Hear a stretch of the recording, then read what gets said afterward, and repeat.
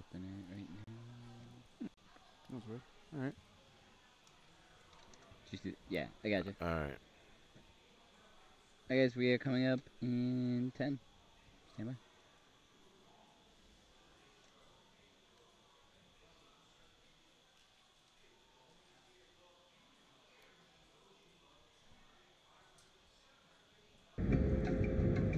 This is your captain speaking. We are making our descent into Las Vegas McCarran Airport. On behalf of our crew, we'd like to thank you for flying MMA Junkie Airlines. Now please fasten your seatbelts and put your tray tables in your upright position because the descent is gonna be a little bit bumpy. Alright, Junkie Nation, it's time to roll, baby, on MMA Junkie Radio with Gorgeous George and Goze. This is what we doing while we do it, baby. All night long, we rollin'! Yes! The MMA Junkie Radio revolution is upon us. Can you dig it? There's no escape. No escape. Through the vast frontier of cyberspace and through a sea of stars in outer space. One small step for man, one giant leap for mankind. We've solidified our combat communications stranglehold. We are controlling transmission. With the use of MMA Junkie Radio and SiriusXM satellite radio technology. MMA Junkie Radio. Commence transmission.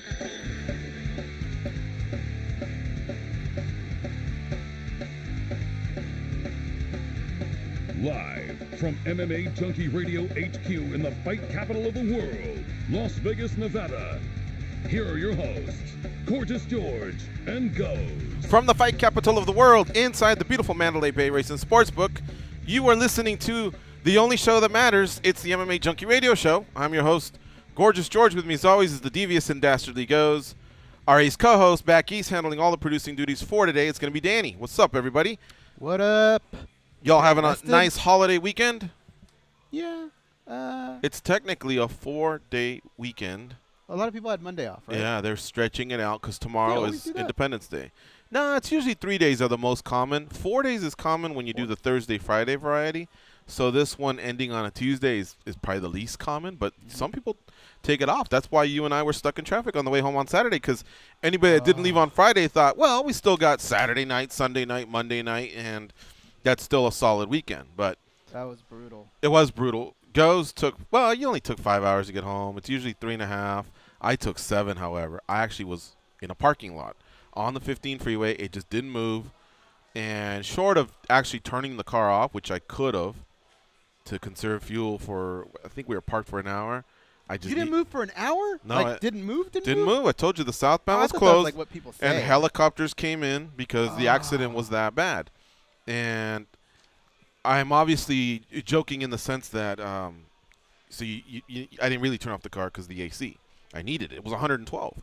People were taking their dogs out and then realizing either way we're fucked, because if you keep your car at 60 or 70, your dog's good. But let's say your AC's broken down or whatever. Maybe you're conserving fuel. Who knows? You're thinking, okay, let's get the dog some fresh air. But I could see the dogs kind of like doing their little pee-pee dance, doing their thing, and then they want it back in. So Dad luckily gave me a couple waters, and I took some waters to some people just in case their pets needed it. You can just cup your hand and they can drink out of it. That helps out a little bit. But yeah, it was no joke, man. Did they thank you? Oh yeah, both of them. Yeah. Yeah. All right. They did. Not the pets, not the dogs, but Yeah. the owners did. So yeah, holiday weekend. Be safe out there. Lots of signs. The Angeles Forest, it does not want anything to do with a firework. It's, every year in Southern California, the forests have many wildfires, and a lot of people lose their homes, their lives. Firefighters, they put in a lot of OT. We're used to it in Southern California. It just happens through these heat waves. But like I say, be safe the holiday weekend, and be careful with your fireworks. Do them with your kids, obviously. Yeah, don't go crazy on them either. Last night I went for a run, And I swear, like every other second, I was jumping because these things are so loud, and they're not even anywhere near me. Yeah. But they're so loud. Here in Nevada, they are not messing around. You can go outside of Clark County and go to a town called Pahrump. You may know that town as the town where they have, I guess we can call them whorehouses. Sure. Prostitution's legal there. That's where Lamar Odom almost checked out. And in that town, you can buy those M80s, the big firecrackers, the ones that you literally see at an amusement park, you know, or at a stadium, you know, when they conclude a game on that weekend, they'll have a big fireworks show like that big. So on the one hand, as somebody who's just enjoying the holiday, you go outside the house or drive around, you're treated to quite a lot of fireworks. But I got to imagine, man, I mean, I know we're a desert at some point, and we're luckily close to the edge of the mountain, but that could be bad. Well, who was the football player that blew off part of his hand, right? His fingers? He played for the Giants, his linebacker, I think. You know what I'm talking about, Randy? No, I don't. Oh. Well, you know him. You've heard this, right? Uh-uh. Hey, he came back and played. Oh, and well, everything. Plaxico Burress did the gun thing, but No. yeah. Not him. Oh, man. All right, let me look it up. Look it up. How long ago was this? Might have been last year. Wow. All right. I think that might be him. Hold on, let me look it up. Giants player. Yeah. Let's see here. The big news, I guess, while we were gone, because we were gone for 3 days, is Yeah. well, where did we Jason start? Pierre-Paul. I mean, there's a couple. Jason Pierre-Paul, what did he do? A firework went off on his hand, so I'll put up the picture here so you can see. And it blew off like parts of his fingers. See right here behind you? And he actually came back and played. Oh, wow. Yeah, but that all happened due to a firework. He's good. Yeah, I mean, take it easy with the fireworks, though, right? Yeah, for sure. Let's see here. So the big news. Oh, the big news that I wanted to cover, because this is the day you can call in and participate with the show in any way you want. I'm keeping the actual Facebook chat open as well, trying to keep up there. It's funny because my buddy Woody, he always goes in there, tries the bag, never gets a like. It's always the same one, something about long sleeves, because you know how I like to wear a long sleeve under the T-shirt. Oh. It's always the long sleeves. It's cold always in based here, on – I know. It's always based on – it's 110 degrees outside. Why are you wearing long sleeves? There's never a like. One guy already told him it's cold. It's cold in the studio. Like, it's a big whiff. It's a big strikeout every day. He's like bulletproof because here's what he did. And I had to delete him off Facebook for this reason. What's that? He'll only post pictures of like his kids, his family, but he'll never put himself out there because everybody's so vicious that they want to tear him apart. Like I think he's done it once in a while and he gets lambasted. So it's not fair. You know, we throw pictures of us with fighters or doing this. Who's the fighter? Hey, look at that fat little guy. But we can never say anything back to him because he'll put his kids on. You know, kids are Well, I've kind of really taken down a notch that stuff. I like before, if you posted a picture, I guess I was more programmed to where's the bag, right? And now I'm just like, oh, cool. You know, like, congrats. Just because I think there's so many eyeballs now, and I'm not that I'm over it because all it takes is a drink or two and I'm right back in form. But I don't know. I'm just not on social media. I try and hold back a little. I don't know who their friends are that may be looking on the thread. So are they going to get the inside joke? And like Victor, he does a lot of stuff based around his kids, right?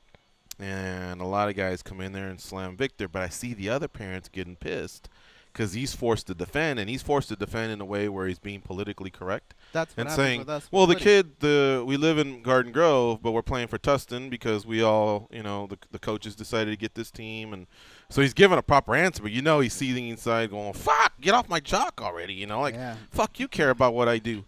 So I see that, so I just don't want to cause any drama to anyone else, and I don't do that as much on the public setting. I just stick to maybe the text. And even now, you know what's another thing I'm not comfortable with is people keep texts and emails. Not comfortable with that? No, because I told you I work off my texts and my missed calls.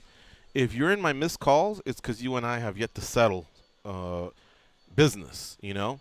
Like, I'll give you an example. There's a gentleman named Jordan who left me a message the other day. I called him back. He hasn't called me back, but it has to do with the gentleman that came by the other day that we have to reschedule, right?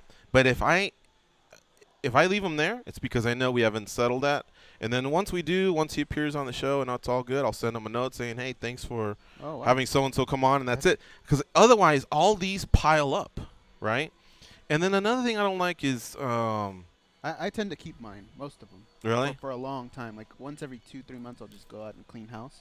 But I tend to keep them because I have to remember like what it was we talked about last and all that. Yeah, I'd rather just move on from it. And then plus there's a lot of joking going back and forth and just pictures that can get people in trouble, like. Oh, those I'll delete, yeah. Yeah. Well, but when you do, I mean, you kind of delete the thread too, right? No, I just delete the picture. See, and I don't like things that can be misinterpreted in any way. So I and people get hacked all the time.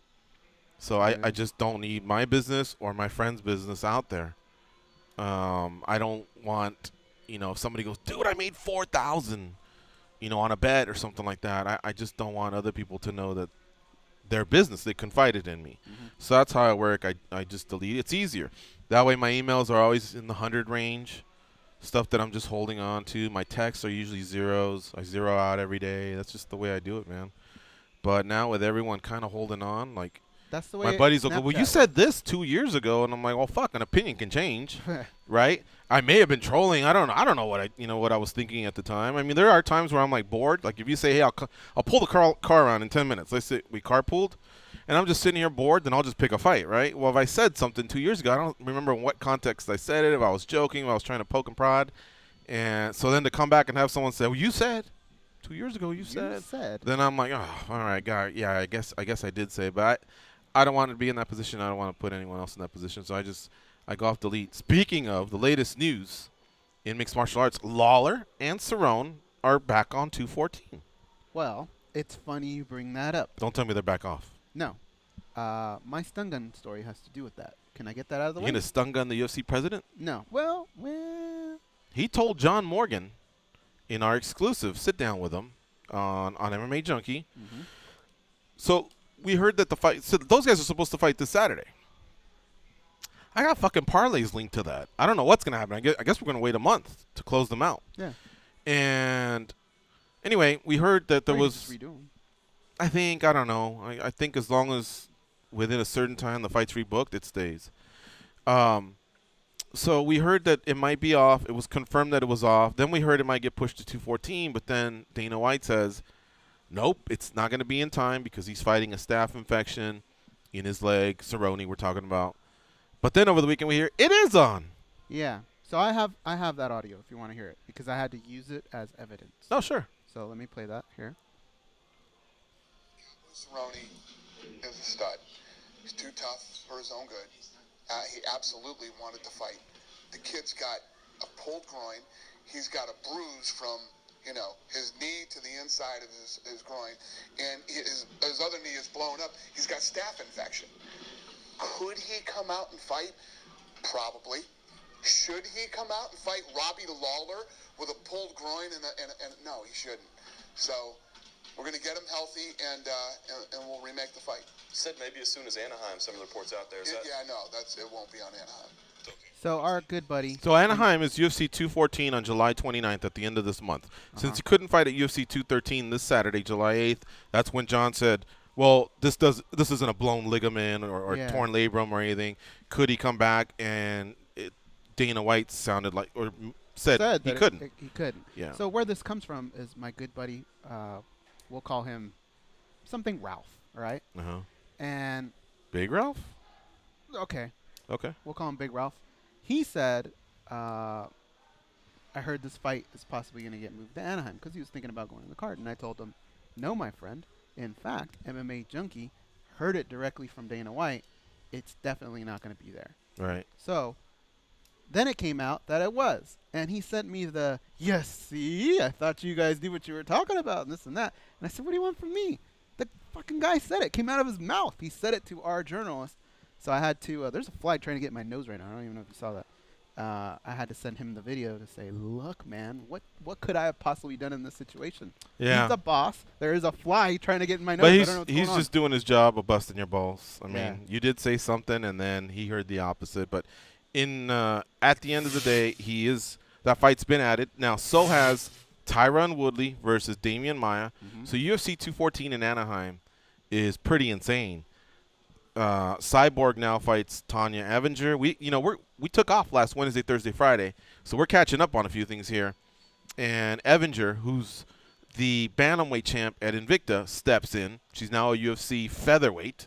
She'll fight Cyborg because Cyborg's opponent, Megan Anderson, had to pull out last week. Yeah. And they really wanted to give Cyborg a fight. In fact, going back to that same sit-down interview, Dana White stated that the UFC has made some mistakes in handling Cyborg. They felt like they owed it to her. And I'll tell you what, when he said that, I heard a collective sigh from fans that said, oh, wow, nice to hear that. Yeah. Very refreshing for the UFC prez to admit a mistake from time to time. And Cyborg hasn't been a saint in all this either. So that really caught me by surprise that he would go that route. Yeah. And he did. And so they got her a fight. Again, it's not a featherweight. It's a bantamweight who's going to fight at featherweight. It's a fight. We'll take it. Do they deserve to be fighting for the interim? I mean, not really. Again, this just seems to be catering towards Cyborg. And Big John. John Morgan asked Dana White, have you thrown in the towel on featherweight? He said no. So you may have seen a bunch of stories with our sit-down with Dana White, meaning MMA Junkie, was John Morgan and Ken Hathaway. And a lot of stories came from that. We broke it into pieces, but the whole video is available on our YouTube page, youtube.com/MMA Junkie video. It's 30 minutes long. They cover a bunch of topics, and that's one of them. John asked him, what's going on with featherweight? Was it a mistake? And he said, no, we're staying true to that, and we're adding flyweight. So I think they did well to get a last-minute replacement. And this is what I've been saying from the beginning, and I've talked to a lot of people about this card, and a lot of people go, Cyborg's on the card. If you ask them, who's she fighting? They don't know. They don't care. They have no idea. They really don't care. They just want to see her. And it's like Tyson. He's getting out of jail. Who's he fighting? Who fucking cares? Who cares? It's Tyson. He's smashing someone, yeah. So I thought they did a good job.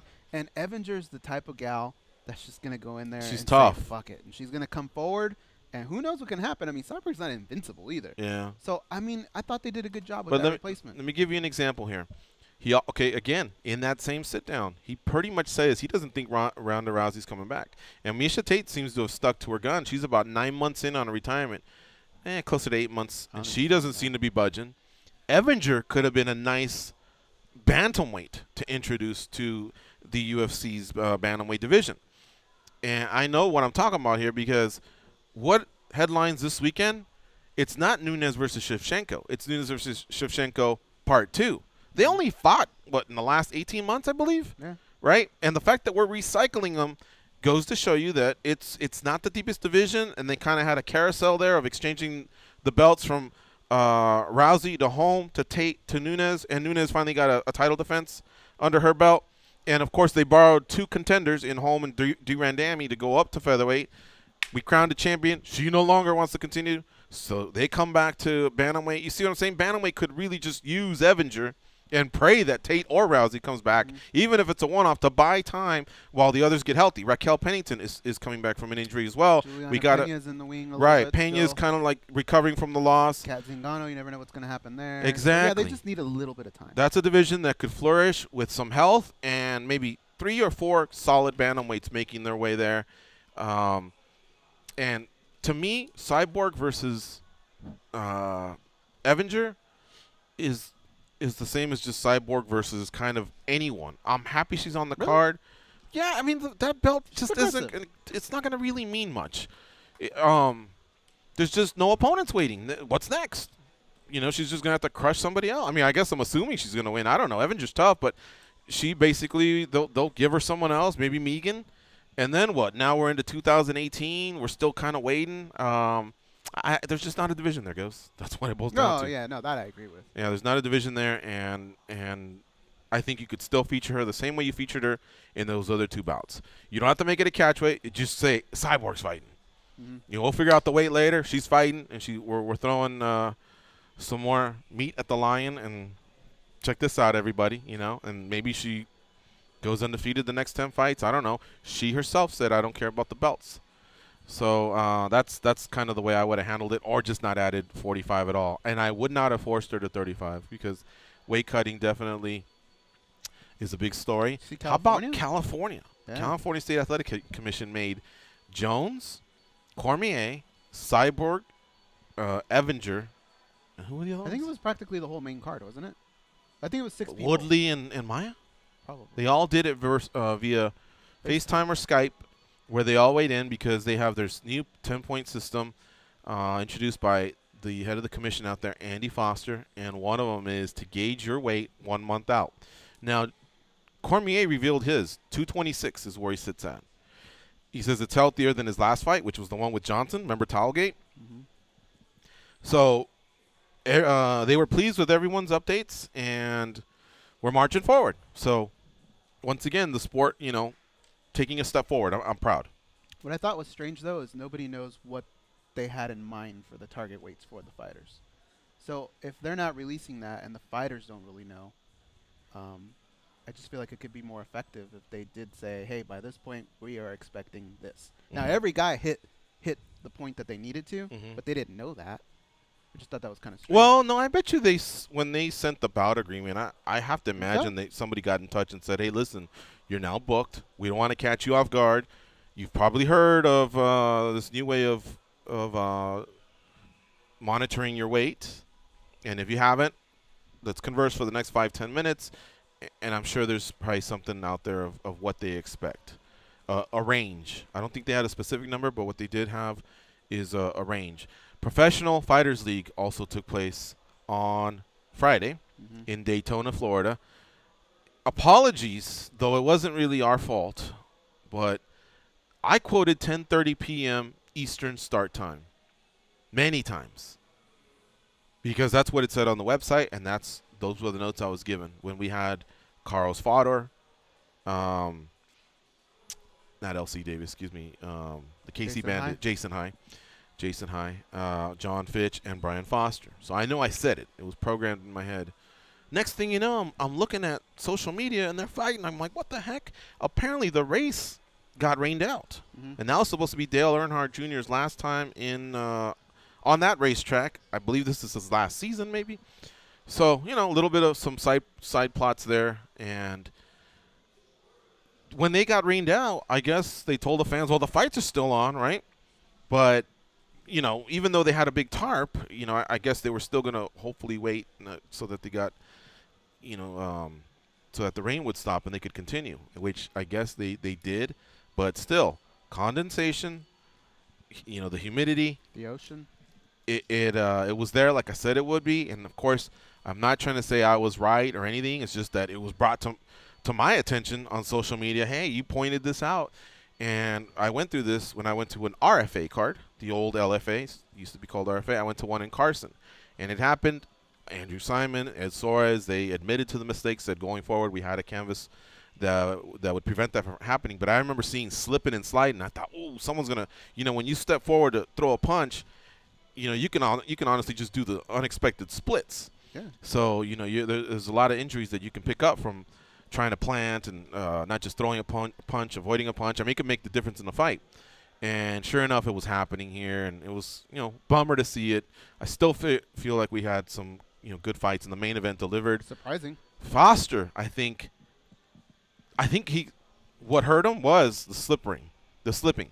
That and some mistakes that he made, and he was having success. He hurt John Fitch. He bloodied up John Fitch. It's just that a couple times I think he was locked in with his body because he also has 13 submissions to match his 13 TKOs. So he's got game there. He went twice for a guillotine that put John Fitch on top. But in another one of those exchanges, it looked like a front choke. It looked like he was trying to get his footing, and the bodies still remained tangled. And that's all it took, man. Next thing you know, John Fitch is getting the choke, and Brian Foster's the loser of a fight. I felt like he was on his way to winning. Yeah.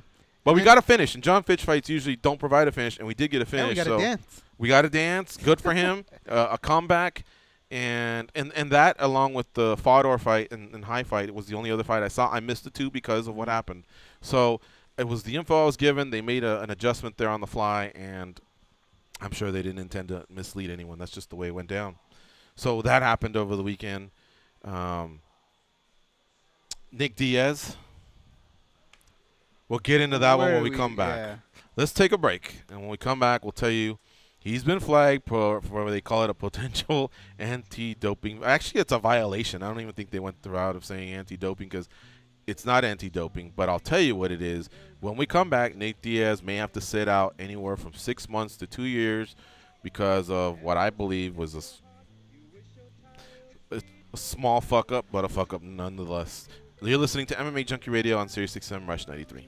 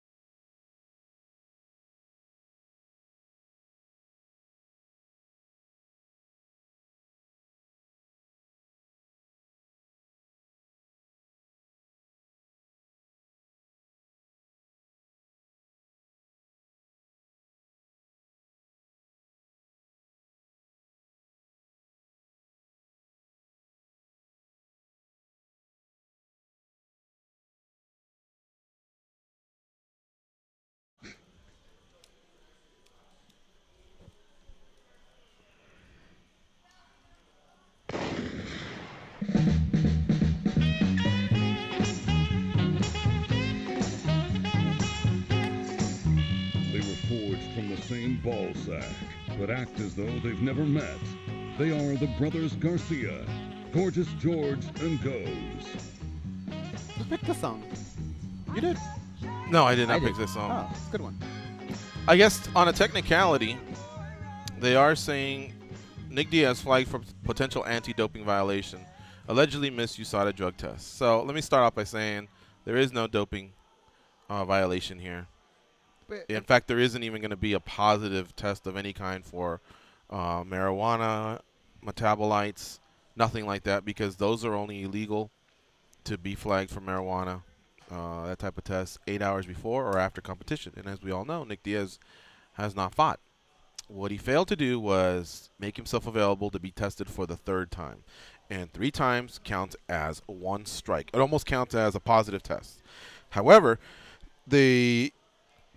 when USADA first came on board, they said, first time 2 years.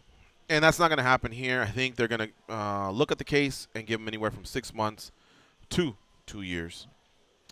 Because when you travel, you have to let them know via an app that they tell you where you're going to be in case they want to test you. Because as you know, this is all about random testing. They can't let you know that, hey, in July we're looking to get you a couple times, because obviously that would notify any potential cheaters. All Nick Diaz had to do was let them know where he was headed, and let's say he forgot to tell them he was in Vegas and they were in California. Even on a 3rd strike, I believe there's a certain amount of time they have where even if he had to just board the next Southwest jet, he could go back and comply, and he didn't. So 3 strikes and you're out. It looks like it'll be 1 violation going forward. But this case is still pending. That's just what we believe is going to happen. And another one that's close, I believe she's on her 2nd strike, is Magana, right? Mm. She lives in Puerto Rico, or maybe the 3rd one just happened. She says she lives in a crime-ridden area, and she blames it on the USADA official being scared to go find her, and who knows what. But that's where we're sitting with that one. Now, Diaz has been eligible to fight since late last year. He's just declined fights. So what people are saying is, for one, of course, people are always going to side with the athlete. What's USADA thinking? But get to know the facts, folks. What is sad is that Diaz didn't sign and say, yeah, I'm in. The UFC just kind of said, hey, guys, you're all in. Now, of course, an association or a union would have said, well, this is what we believe, and we would like to strike this and maybe add this. Who knows if there would have been some addendums to all this. But that never happened, of course. They were just told, you're all wearing Reebok and you're all subject to USADA, to WADA testing under USADA. So I get that side of it. However, I mean, most of these athletes are on the app, and even though it's a pain in the ass, they're letting people know where they're at, and they're getting tested, and it just seems so much easier for him to just update that. And, of course, we know that he was in Vegas this last week, so the USADA official could have come to Vegas and just said, whip it out. It's time to pee and time for us to draw some blood. And he would have said, yes, see, and marijuana could have just been smoked. In fact, he could have asked the official, hold this, while I pee, and it wouldn't have been a problem because it wouldn't have been in competition. All would be well. So who do you blame here? I don't know. But people are making it sound like, I mean, in a way it is so silly, but at the same time, you have to hold every fighter to the same standard. And if this were any other fighter, what would we all be saying? What's that guy trying to hide? Right. Once, twice, 3 times. Now, when it comes to Nick Diaz, I think we can all agree that we don't really think he's probably on a PED or something like that. He's just Nick Diaz. He does these types of things. So if he's not going to take his career serious, it's very difficult for all of us to.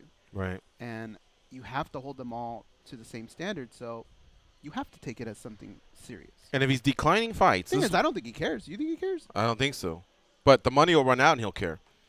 He declined fights, and I don't know if he feels this is invasive or this is a pain in the ass or it's something he didn't agree to. What he could have done was officially retired, then he'd be out of the testing pool. But then if Dana comes up to him and goes, all right, dude, here's 20 mil. You want to fight? And he says, sure. Well, he'd have to basically be in the testing pool for 4 months. before he could fight, and so But that doesn't that make opportunity sense? may, of course, Knowing that this is the penalty, let's just say 6 months. especially after the second Okay. strike. Well, you know, if you're going to come back anyway, just take that, you know, the 6 months that you would have to put towards that anyway, and you don't have to go through all this shit. They have 600 fighters, and I could see 60 of them where you have to go, no, dog, you have to turn on the app, and you have to let them know where you're going to be, and this is one strike, but don't worry, you get 2 more, right? And of that 10%, there's probably 10% of that. So now we're down to 6, Diaz being one of them, where you go, don't you remember the conversation we had? That's your second strike. So now you have to update them and let you know. And, of course, you can retire if you want, you know, and kind of explain it, and you know, for the second time. But he should have known better. That's just kind of what you signed up for. And, again, if he doesn't want to fight, then just retire. If this is no big deal and he doesn't want to fight anyway, then just retire. And I might be wrong. Maybe he's killing it. I know he's having a viewing party in New Jersey for UFC 213 along with our general manager, Marissa Rivas. Rivoli's, I think it's called. Quick plug for them this Saturday.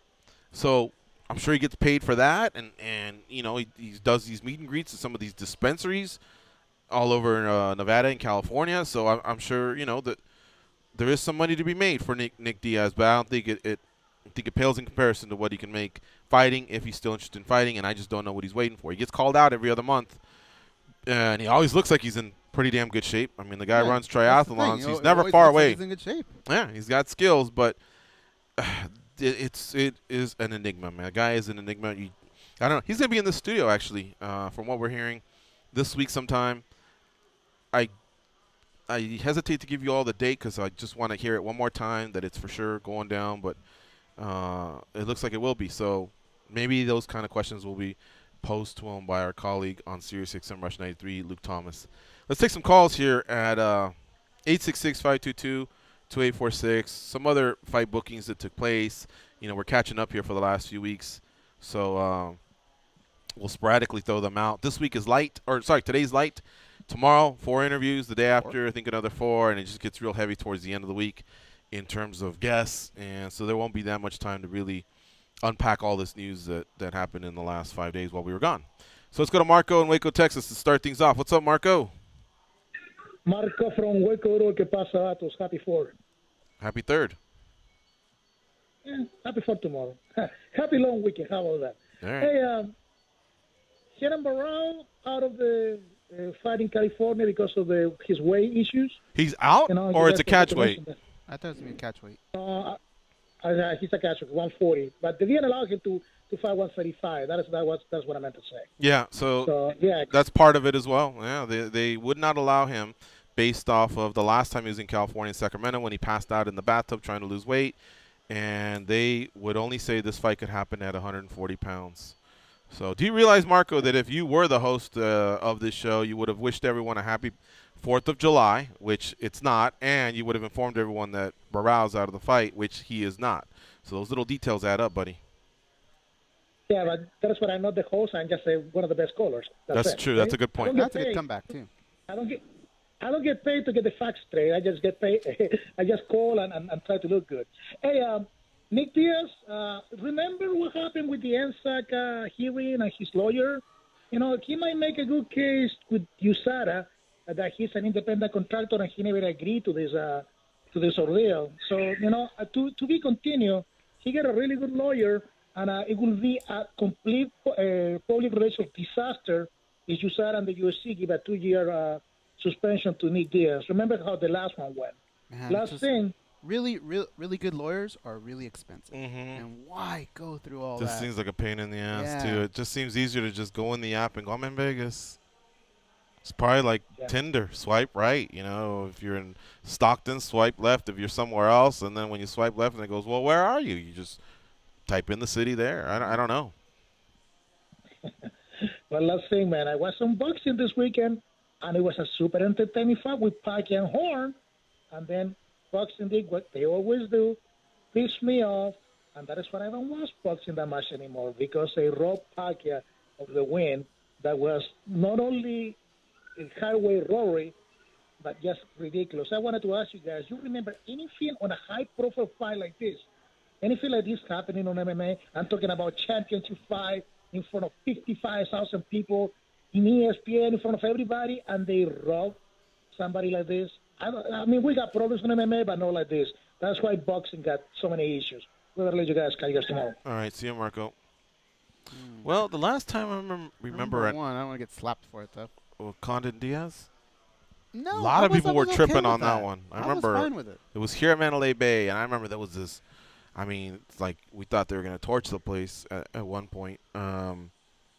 But okay, this fight I wouldn't regard it, even though it was a title fight, I wouldn't regard it as a high level. So for us to be thinking Anderson, GSP, Liddell, did anything happen then?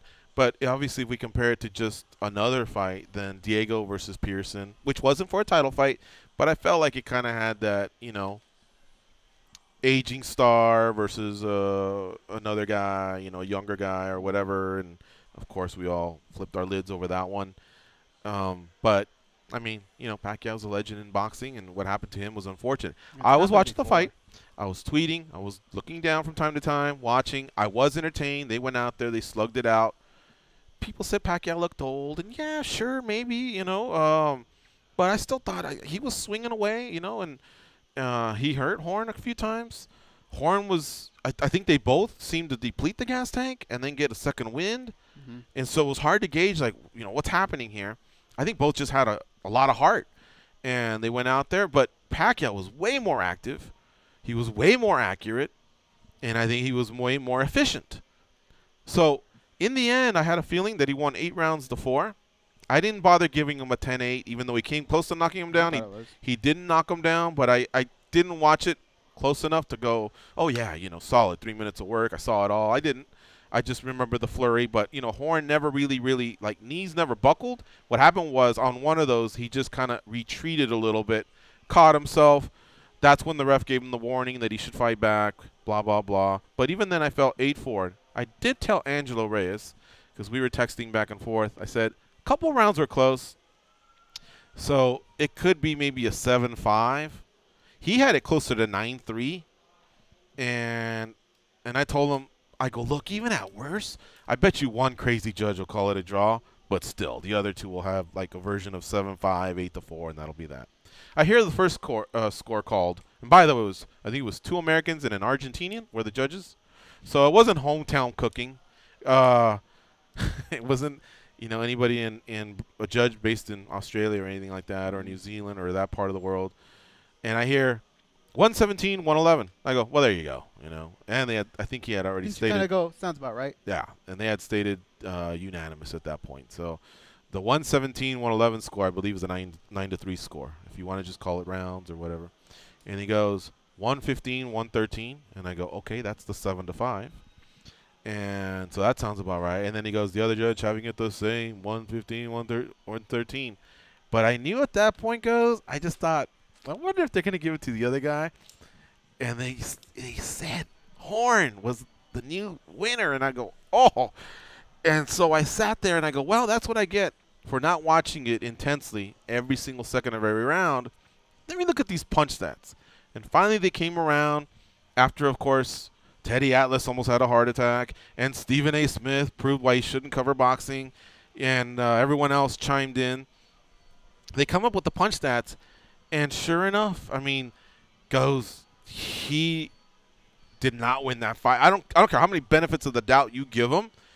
There just wasn't those type of scores for him to win 9 rounds to 3. For one, that judge should have immediately been thrown into the Great Barrier Reef, and a box jellyfish or a great white shark or one of those poisonous, venomous animals that populate that part of the world could have eaten that person.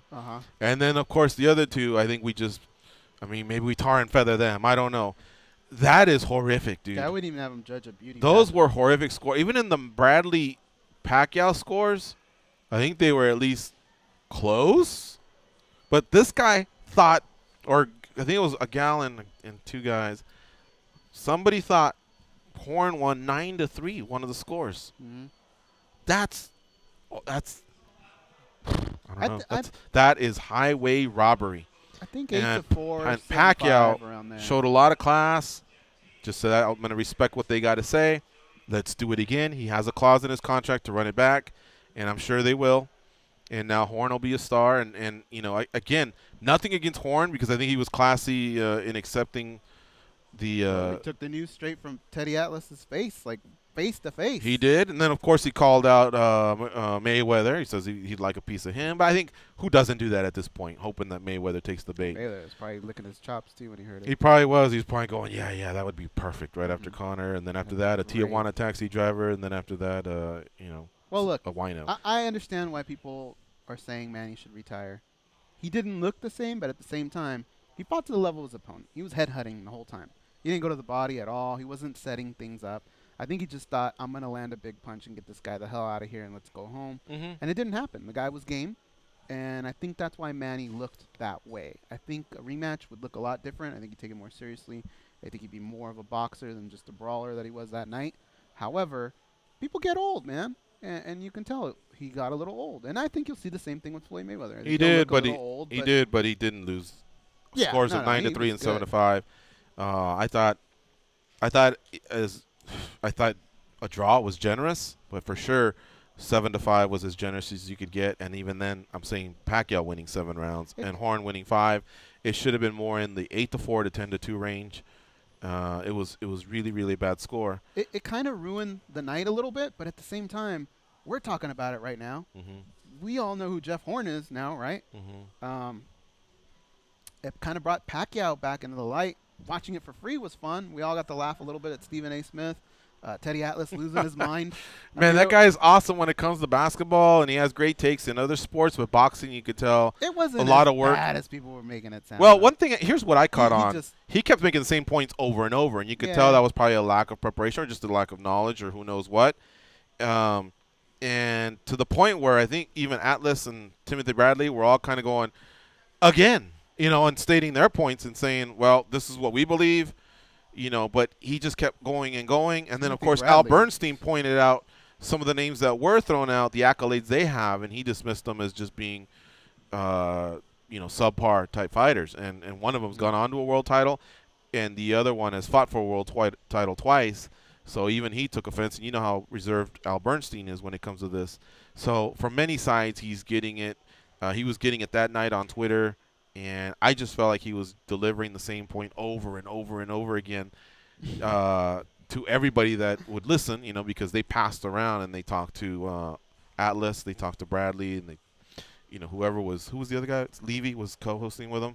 It just kind of that analysis got a little bit old. Timothy Bradley to me looked like when your girlfriend is arguing with your mom, and you don't want a piece of any of it. You just want it to end. And they kept going, what do you think, Tim? And he was like, well, I don't know. It was fun, man. I thought it was a fun night. It was great that it was free. It was great that it was free. That decision was horrible.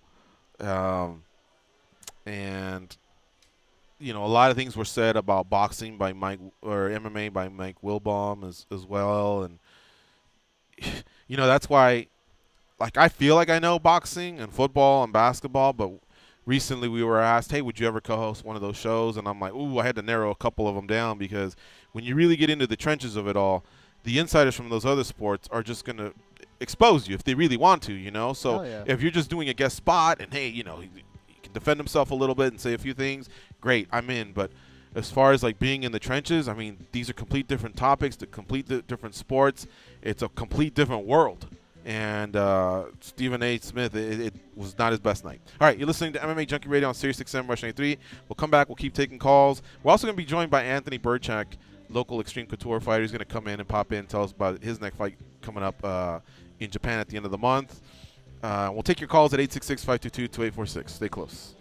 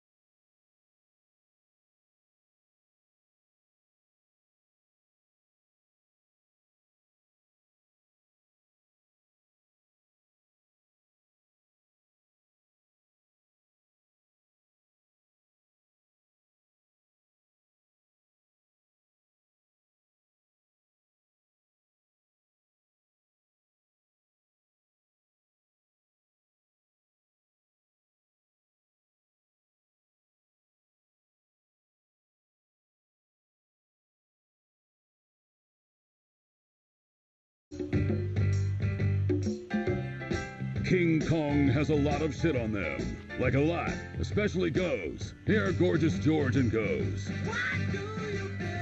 Hey, tennis fans, all 10 of you. SiriusXM takes you to the All England Club for live coverage of Wimbledon. Hear the hear the biggest matches throughout the fortnight. That's 2 weeks. If you all don't know what a fortnight is, it's 2 weeks. On Sirius 145, XM 201, and on the SiriusXM app. I'm just kidding. There's more than 10 of them. There's got to be in a couple hundred. Let's take this call from James in Long Beach. What's up, James? How you doing? Good. How are you this morning? Happy 4th of July. Thanks, man. Yeah, you too. Yeah. I was watching that fight this weekend, the Manny Pacquiao fight. That was ridiculous. It was so like those judges. They should be fired. You know, I mean, it's all rigged, the boxing and everything. You know, and I just thought that was ridiculous. You know, and what I wanted to talk about also is that USADA, able to just come over to anybody's house and drug test you. You know, the UFC fighters are not employees of the UFC, and that's like starting to, you know, not wear thin because, you know, they don't, you know, I think they should be testing for like steroids, but, you know, they use this other stuff, and I don't think all the stuff they're using should be outlawed, you know, and so what do you think about that? Oh, boy. Well, what is it that you think shouldn't be outlawed? Well, I don't think, what is that stuff, you know? I don't know. It's like the same stuff you're smoking right now, James. Pot. We get it. All right, you're right. It shouldn't be, and it's not. The only time you can't do it is 8 hours before the fight and 8 hours after the fight, and that's it. He didn't get flagged for that. He got flagged for not making himself available to take a test. So as clean of a lifestyle as he leads, you know, and the fact that he doesn't have a track record for any performance-enhancing drugs, he still just has to go through and, like everyone else, piss, give blood, prove it, and move on. And he chose not to tell them where he would be, probably because he spaced it. I don't even think he's dodging anybody. And you do 3 of those, and that's basically a strike. And it's like getting flagged for the first time. However, they came out strong and said initially, when they first made the announcement, you thought it was on board, that it would be 2 years. It looks like it could be anywhere from 6 months to 2 years. It'll probably be 6 months. We should all relax. Everything's going to be good. We got to move on. Thanks, James, for the call. Stay close, everybody. We'll be right back after the sports update. Las Vegas turning day into night.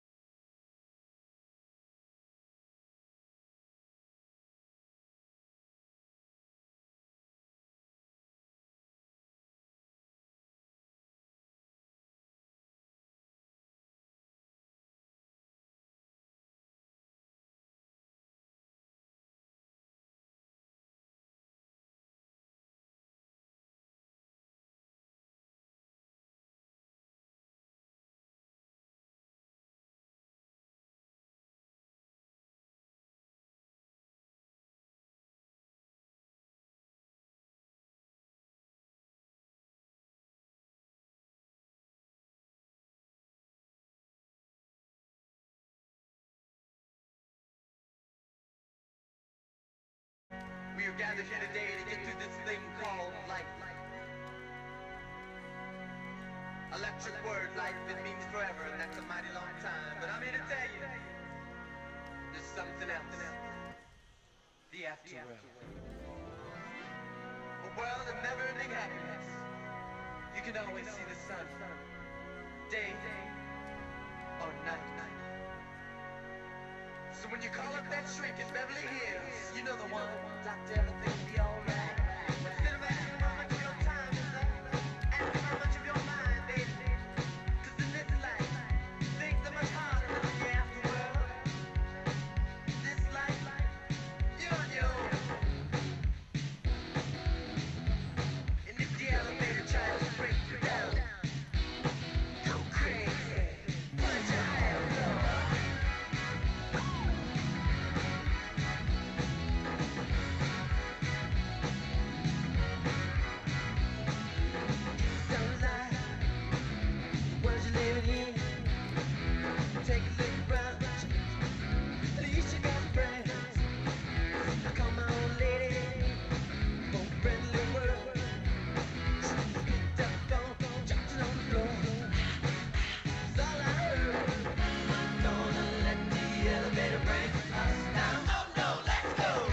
All right, here we go. It's the second hour of the MMA Junkie Radio Show. And again, it's fight week. We got Tough 25 finale coming up on Friday at the T-Mobile Arena, followed by UFC 213. Nunes versus Shevchenko 2.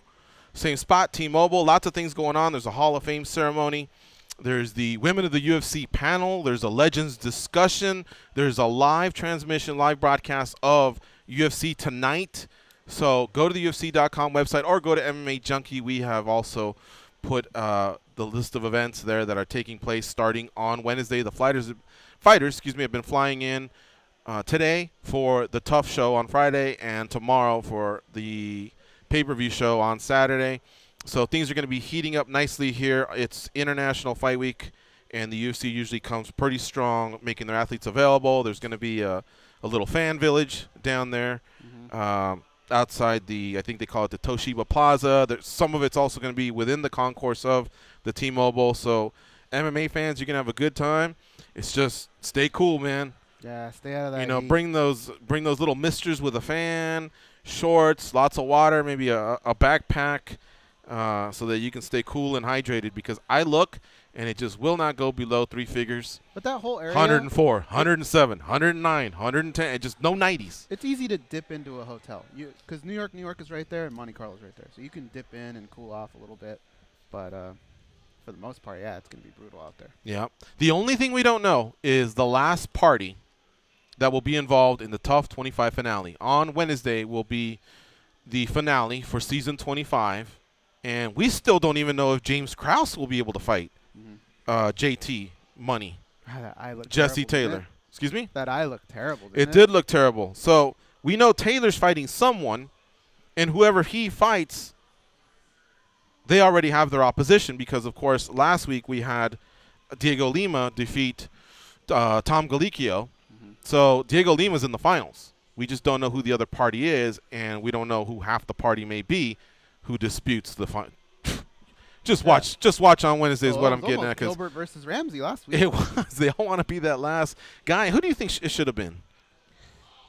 I thought Ramsey. If Krause was out, who should it be? I think Ramsey, because I think Gilbert already said, I'm done. I'm retired. That's what I would have said if I'm Ramsey. Why are you even talking right now? You're retired. But you can unretire. You can. But now you got to get back in line, is what I'd tell him. Okay, why Ramsey? Just because he had the best fight? It was a good fight. He went for the finish. He did everything that you would ask a fighter to do in the situation. It just didn't work out for him. Here's the problem. Dana White stated, the UFC president, looked Garbrandt in the eye and kind of threw him a bone because Garbrandt, there really hasn't been much say for him. All of his fighters are eliminated. So I think he threw him a bone and said, you're going to make this decision. And I just don't see him taking a Dillashaw.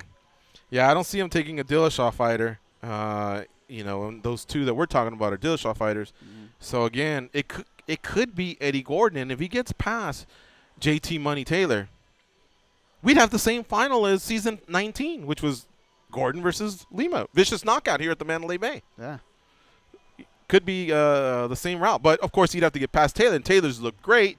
and then he'd have to do the same thing to Lima, and of course Lima's look great. So a lot of directions this thing can go in, and some journalists already know. It's just that a lot of this information is embargoed. I chose not to ask, and we haven't even been able to turn in our staff picks, and we won't even be able to do it till I guess Wednesday night.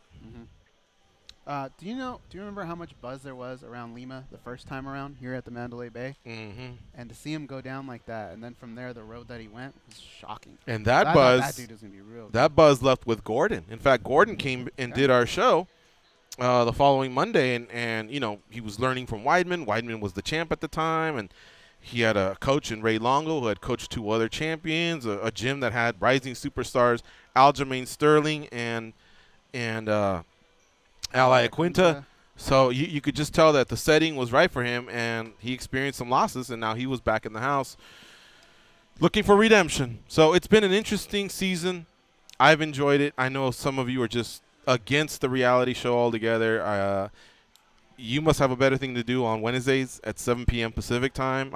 I can isolate that 1 hour, and even when I want to get through all the drama, I just fast forward. Well, it's even a little bit more now because Tough Talk is so funny afterwards. It's just like a bunch of shit talking back and forth. It's like you got to watch that too. Former SiriusXM Rush host R.J. Clifford has had a nice role on Tough Talk in the troll booth. So I always like to just support our friends, and he's broadcasted fights with us before out in California. So we've formed a little announced team there for Bama. We did a few fights together. So I like R.J. Clifford. Hopefully he gets back on Rush 93 soon. But I really enjoy watching him on Wednesday, and I think he's done a good job of dissecting them and picking them apart. The host good information. in a playful manner, and, of course, the guest fighters that they book for that particular. The only one that didn't really work out was the beer segment, right? Remember where they were trying to take the bottles off with Yeah, I think the final score was 2-1. It was like 2-1. One of them, I think they just broke the bottle in half, and that didn't count. That was kind of weird. But Well, was that RJ responsible for that? No. Oh, okay. Yeah. So, and they're going to have a live Tough Talk here as well at the Park Plaza. Is that what it's called? Park Theater. No, Park Theater. Park Theater is a new venue that they have here. In addition to T-Mobile, the Toshiba Plaza, they have a Park Theater where it's more of a concert venue, kind of like an amphitheater. So all that available for the public, for you all to come. Some are, guest invites, and others are completely open to the public. Like the Hall of Fame, I know that they are giving tickets available. Anybody can come, but you have to have a ticket. So if they do run out of tickets, then you're basically asked out. You can't just walk up. We will have more information. We may also have some tickets available for people to go to the Hall of Fame ceremony. I think the Hall of Fame ceremony is just getting better and better every year. Like I told Goze, I think in year 1 it was just, hey, everybody, if you want to get out of the tap-out line and the affliction line, come on over. We're about to, hand an award here to whoever was getting it that year, Dan Severn or whatever, and, a couple little golf claps, and that was it. And now I see people arriving and sitting down in their suits and good, long, passionate speeches with tears coming down, the eyes. And like Don Fry just had an amazing one. And that's what I want to be a part of. I want to support something like that. If we can ever get it to be even a tenth of what the NFL Hall of Fame is, or even WWE, you got to give props to them, where everyone stands and applause. Yeah, I mean, that's where our sport needs to go. And I think the UFC is doing a great job these last few years of making everyone aware and getting the leading people involved in the sport there. The only thing I don't like about WWE is, I don't want to say it feels like just about anybody gets in, but it's so hard to have the stage there for a guy, say, like Roddy Piper, and then the next guy be, and no disrespect to him, but like Coco Beware or someone like that, right? It just, Rene Goulet? They're not on the same level. So Steve Lombardo, the Brooklyn Brawler. Yeah. I think there's a craft to being a jobber though in WWE. There is, but I mean, there's something. SD Special Delivery Jones, right? There's something to be said about the NFL and baseball and how guys sometimes miss a couple years before they can even be considered. Yeah. When you finally see him up there, you go, damn, I remember that dude, and I remember how dominant he was at his position, at his craft. That's the only thing that I could maybe criticize WWE. But the best feeling when it comes to a Hall of Fame is your own peers, not just the fans recognizing, because you get that in your entire career. It's to hear your peers, your rivals, the guys that you had to line up against, say that guy was a badass.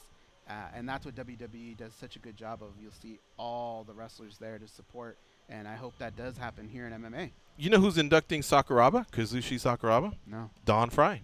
Oh, yeah? So there you go. There you go, partner. Up here, who will be inducting Sakuraba. Faber's being inducted by Joseph Benavidez and Cody Garbrandt.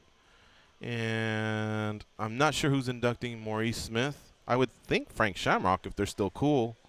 I mean, that was a 1-2 alliance, wasn't it? Yeah. And who am I missing? Joe Silva will be inducted by Dana White.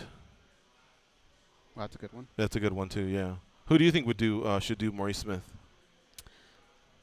Maybe Mark Coleman. Mark Coleman, yeah. Who knows? NBA front office executives are wheeling and dealing this summer trying to create the next NBA champion, get expert opinions and analysis, all on the latest transactions from around the league throughout the entire offseason on NBA Radio, Sirius 207 XM86, and listen anytime with the Sirius XM app. As I say that, any thoughts on the Lakers missing out on Paul George? That also happened while we were on vacation. Well, I think a lot of us knew that was going to be a possibility.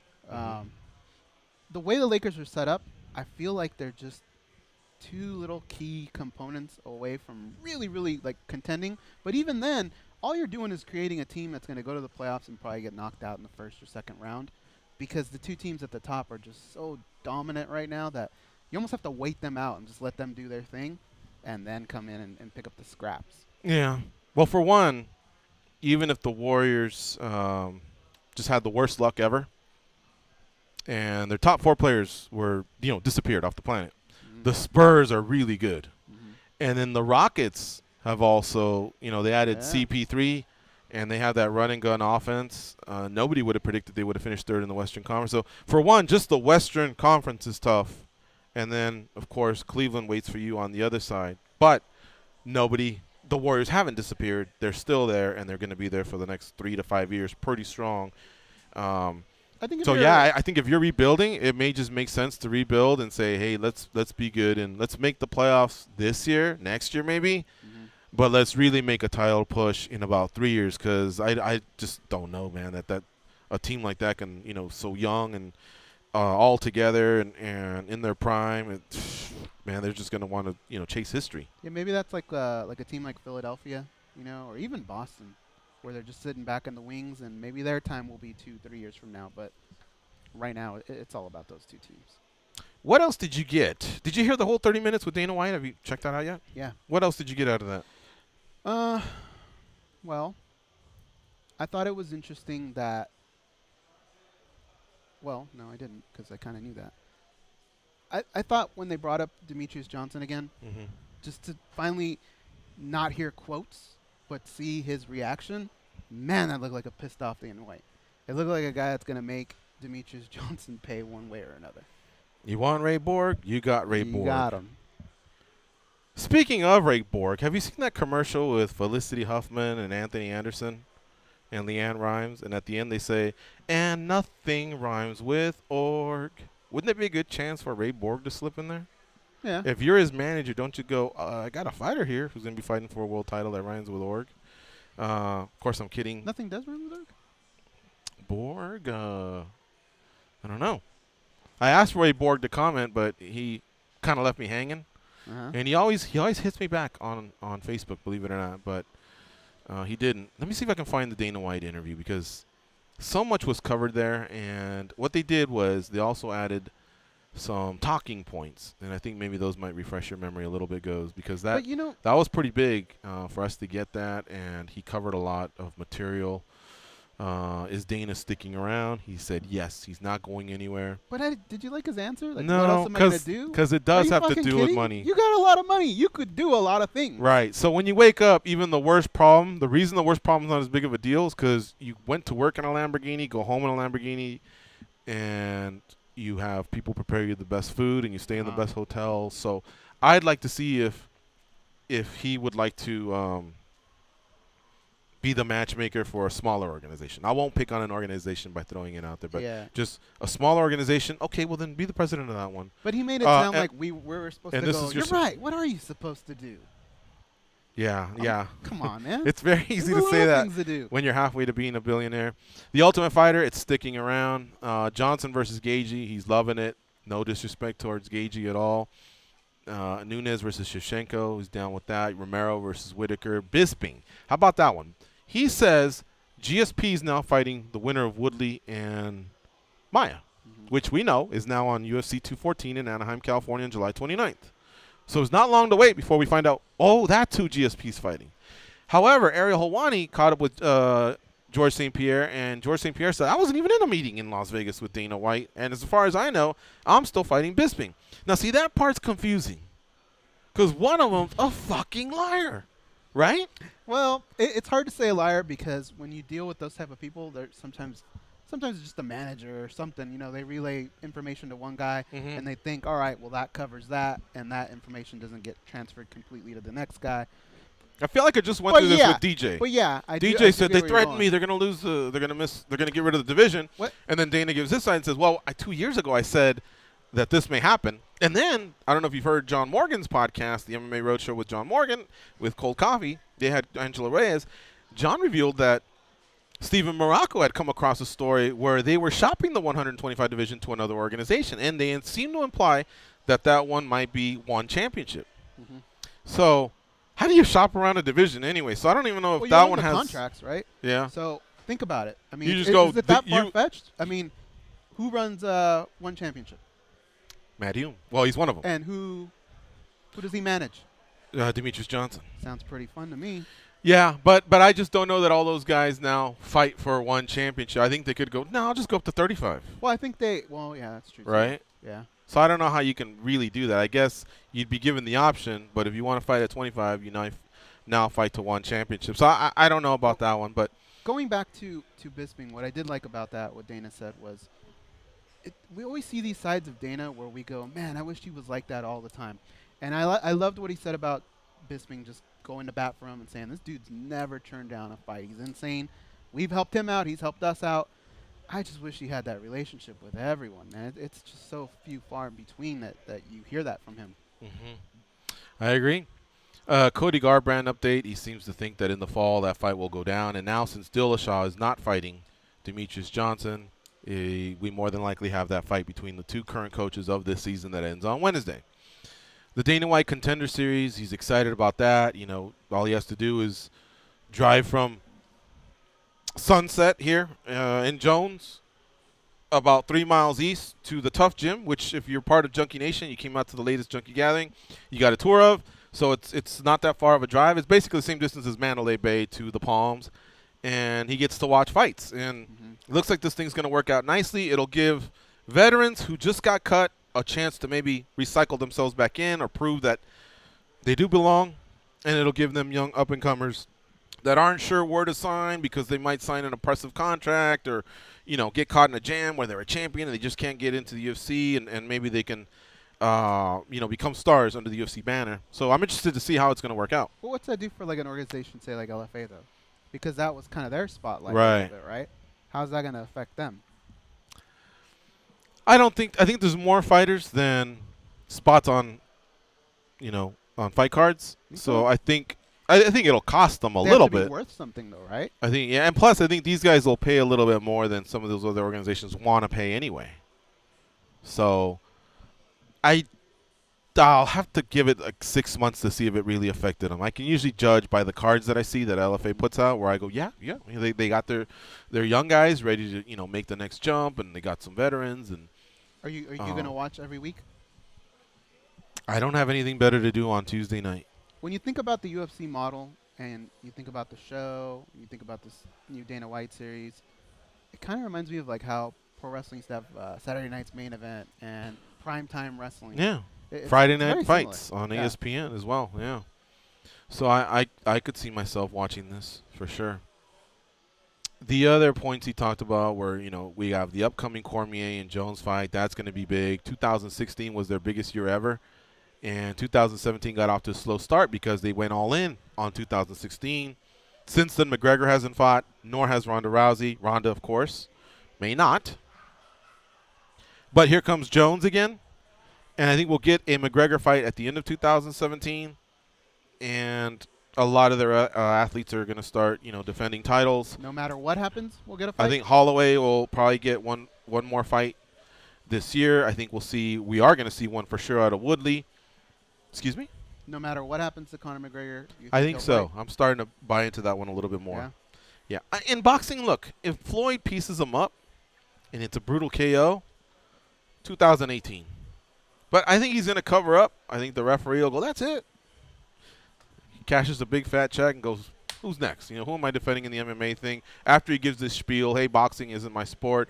Bring him over here and we can settle that, blah, blah, blah. Save a little face, but Can he do what Horn did? just go for broke. Yeah. But survive? So that's what Horn did. He did go for broke. I don't think he makes it past 4 rounds. Angelo said 3. I'll just go with 4. But I think somewhere in 6 to 8. 6 at the is where he goes latest. down, Yeah. Yeah. Because if you're gonna go for broke, you're gonna miss a lot, and that zaps your cardio. I just don't see it going that long. Last thing here, Dana White did say that he expects Nate Diaz to fight again, but not Nick Diaz. Now, did he know at this time that there may be a potential I think so. anti-doping violation? I think, yeah, I'm like you. I'm sure they know a couple days ahead of time. So it could be that he knew that and just was a little coy. But at the same time, he has offered Nick Diaz fights, and he's apparently turning them down. So he's probably thinking, this guy just wants his big figure, and I can't give it to him, and he'll only take certain fights, and that's that. You know, who knows? I think that he probably did know or was hinted in that direction, but also that's the type of Dana White comment that sometimes just comes out to try and stir things up, right? So you never know. Who do you like this weekend? Have you started to put your parlays together? A little bit. The one fight that I really want to stay away from, just because I just want to sit back and have no interest in it whatsoever other than 2 guys scrapping, is Johnson and Gaethje. I mean, that's such a hard fight to call because a top-notch Michael Johnson using his speed and picking angles could be a nightmare for Justin Gaethje, right? But if he decides to sit there and trade with that guy, Justin Gaethje doesn't go anywhere, man. He gets hit hard, and he just stands there and throws one right back, and that would be a nightmare for Michael Johnson. I just hope that fight doesn't hit the ground. I just want to see those 2 striking the whole time. And Gaethje's a Division I wrestler, so he has the arsenal to get the fight to the ground. It's just, will he want to? Because what makes Gaethje so exciting is that reckless stand-up style where he throws those leg kicks that he says he doesn't know how to throw, but they're effective as hell. He's heavy-handed. He has a great chin. And I think he knows the fans expect that from him. And, you know, there is something to being exciting and getting that you know, the shortcut to the title shot as well. What's really scaring me is the Amanda Nunes and Valentina Shevchenko fight. The more and more I see things on Amanda, the less and less. I mean, I feel like Amanda at the top of her game should destroy just about anyone in that division. But her psyche just doesn't seem there. She seems like a girl who lost the last fight when she won the last fight. Amanda? Yeah. She just says these things, and the way she acts, she gets so aggravated and so mad. When Valentina doesn't really say much. You talking about how she acted after the Rousey fight? Yeah, and then if you watch the thing they put out yesterday, like, it will be done. I mean, that's not really trash talk, you know, but it pisses her off. And I don't know. I feel like Valentina's got a little bit of momentum right now. I think this is going to be a scrap. I don't think it'll go 5 rounds, but I think it'll definitely go at least 3. And Valentina's I'm starting to lean towards Valentina a little bit more. Valentina's favored. Yeah. So the challenger's favored against the champion. I think that's wrong. I think Valentina's a great fighter. I think she's on a roll. But All right. what has Amanda shown us other than that 3rd round where she started to fade, which was over a year ago now? All right. Nunes lit up Tate and Rousey. Like Christmas trees, we can say. Yeah. Can she do Hall that of to Famers. Shevchenko, though? Well, she did have success with the striking. Right. She did hit her. She did. But not like those successive punches like she knocked out Rousey. Because she has Shevchenko's gotten better. pretty polished. Yeah. You know what I mean? So I'm thinking she can hurt Shevchenko, but I don't think she can have an onslaught like she did against Rousey. Maybe not. And now Shevchenko also showed us I got a ground game too, because to be able to tap Juliana Lima, did I say that right? No. Juliana Pena is Juliana Lima's a strawweight. Juliana Pena, that's very impressive. But there were moments in the first fight where Nunes she is probably could have also done that as well, right? a judoka and jiu-jitsu gal as well. Yeah, I mean, and of course round 3 showed us that along with other fights Amanda's had showed us that there is a gas tank that depletes at some point. But here's what she said. The Vegas weather just wasn't really. And she's been jiving here well for with about her, 10 days and now. she's done that. She's made that adjustment. Yeah. And we haven't really, granted, we haven't gotten to that point in fights, but it seems like it's done her well. She gave us an excuse as to why that happened. It looks like she went And the she adjustment. corrected it. Excuse and adjustment, yeah. So there's just not much you could pick on this girl.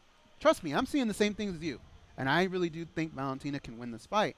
But it's shocking to me that Valentina is the favorite here because Amanda really hasn't given us much to go on to go. That girl's got weaknesses here, left and right. Yoel Romero versus Robert Whitaker is the co-main event. Again, Robbie Lawler and Donald Cerrone are done for at least a month. Looks like it appears that they will be fighting at UFC 214 in Anaheim, California on July 29th. So good on that for all you SoCalers. That's a mega card there. No way around that. But this card took that little bit of a hit. However, in the co-main event slot is Yoel Romero versus Robert Whitaker. I'm sticking with Romero. You'll see that for my staff picks. Yeah. But I don't feel great about it. This is a 40-year-old man against a young gun. We'll see. But that 40-year-old man is chiseled, man. He looks great. And, 48-inch vertical. It seems like every time he nails you with the knee, he's hitting you in the head, and you barely dug down. Mm-hmm. He's very powerful, and he's got high-level wrestling. So I think I'm just going to ride with – I'm going to ride with a guy that's hasn't lost in the UFC, and beaten the guys that he's beaten until he shows me, oh, by the way, I'm old now, and I lost a step. Until then, I'm just going to ride with him. I'll have plenty of time to maybe make money off Whitaker in the future. But I think Romero's kind of anchoring a few of my parlays. I think you giving should. you all Oh, an really? inside tip right there, yeah. Eesh, I'm kind of leaning towards Whitaker. Oh, yeah? But one thing that he's proven time and time again is just how durable he is. He can take a shot, and he can give them, and he gives them from awkward angles. It's just an awkward fighter to fight. And I feel like Yoel's going to put himself in situations where Whitaker will have to fight him off, but I think he's been there before. I think he's good at doing that, and I think he'll bounce back, and then he'll put the pressure on Romero. And I honestly think that kid's on a roll, man. I think he's something special, and I have him in that fight. Anthony Birchak, I believe, is coming to our studio here in the next few minutes. So let's get this break out of the way. It's MMA Junkie Radio on SiriusXM Rush 93. We'll be talking to him, and we'll keep talking about this fight card, UFC 213, on Saturday. It is a pay-per-view. Alistair Overeem versus Fabricio Verdum. I got to chime in on that before the show's over. All right, folks, stay close. See you soon.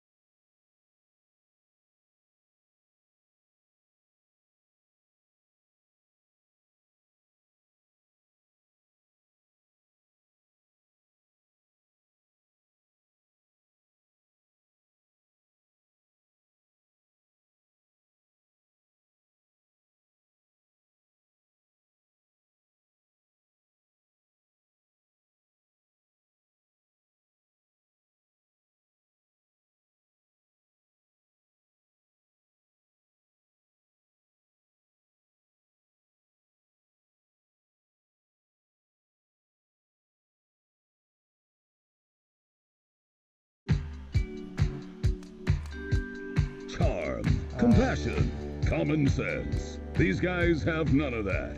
You listen to them, so you're no better. I am awesome, though. They are Gorgeous George and Goze. You feeling this song, Anthony? Yeah? Want to let it go a little bit longer, right? You got moves? Yeah? haven't heard that That's in a the long Latino time. side of you, right? Cut a rug. I haven't heard that in a long time. So this song, let me tell you something about it. I heard it on my 7-hour trip from California to Nevada on Saturday because there was a ton of traffic. This, well, in this case, it was Studio 54 on XM. And so it's kind of disco-ish, a little and upbeat, right? Sometimes EDM. And so this is a guy named Bryan Adams who was more famous for his work in the 80s. But he did this when he was 18 years old. He wanted to distance himself from it because back then you couldn't compress the song. So right now he sounds a little bit like a girl, like a chipmunk. And that's not his true voice. His true voice. Like him at exactly. All. So I was like, that's the Bryan Adams? And that's a different Bryan. Well, I mean, it's a different Bryan Adams from what we're used to hearing. Yeah, Danny, can you play something else, Bryan Adams, so people know how different this is from what's a popular song from Bryan? The Summer of '69, maybe. What was the Prince of Thieves? Robin Hood? Didn't he do that? Yeah, but I don't remember song titles real well. But he's a Canadian guy that's kind of like little raspy voice and, you know, jeans. And this right here doesn't sound like that, you know?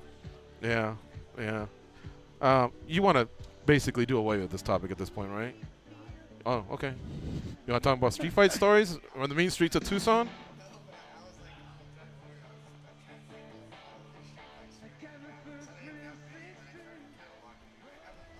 We're well aware, yeah. Can you turn it up, Danny? Remember this guy? It's the same guy. Except the decade changed, and I think he was like, oh, disco's not so cool. Let me get into this stuff, and this is what made him famous. Yeah. What kind of music do you listen to, Anthony?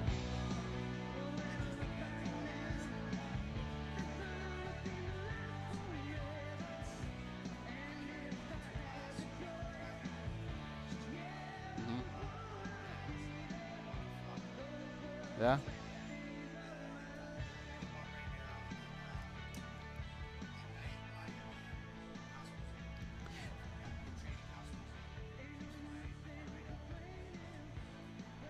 If I told everyone I have Anthony's iPod right here, and I put him on blast because of this one song, what's the one song you would want me to delete? Winter Gordon? What the hell's Winter Gordon? Really? Like Katy Perry or something like that? Why is it in there? Oh, okay. All right. So Anthony's going to be fighting Takafumi Otsuka, at Rising Fighting World Grand Prix, and this is happening on July 30th.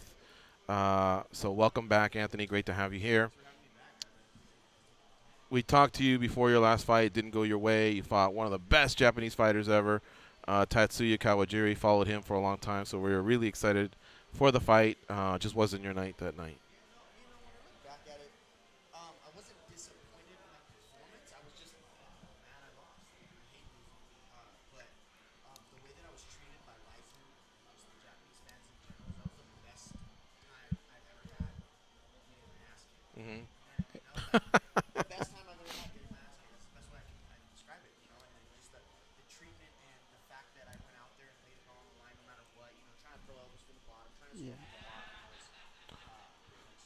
Let's call a timeout. Let's put that headphone on. Yeah. Because we can hear you, but apparently the audience can't. That's so weird.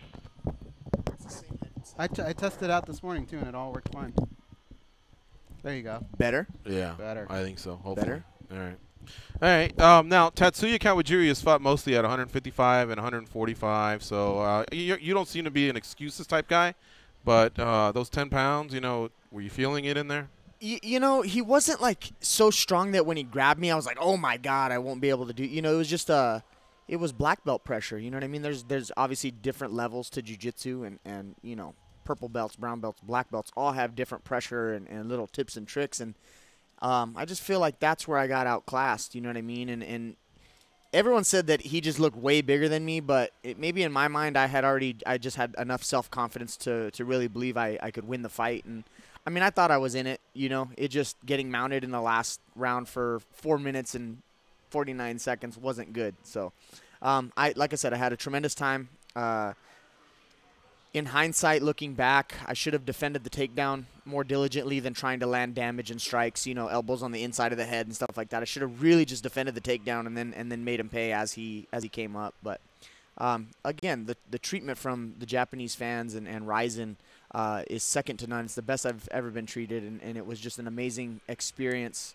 I don't know if the fans heard that, but it was the best time I've ever had getting my ass kicked. So.